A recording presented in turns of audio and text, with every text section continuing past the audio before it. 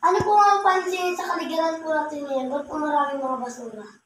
Maraming basura kasi ang mga tao hindi marunong magbukod ng mga nabubulok at hindi nabubulok. At wala rin tamang basurahan sa kung saan para maitapon ito sa tamang basurahan. Kaya maraming basura. Ano po natin masolusyonan yung mga maraming basura po sa ngayon?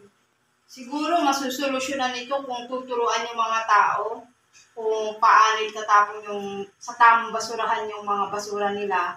At sana maglaan yung gobyerno ng maraming basurahan. Para kasi kung may nakikita silang basurahan kung saan merong sa mga kalsada, baka sakali maitapon sa tama. At turuan din yung mga bata na itapon dito sa tamang basurahan para hindi magsanhi ng mga pagbabara sa kanal. At saka magkaroon ng maraming basura sa kung saan-saan. Maraming salamat po sa sagot niyo. Sige po, paalam po.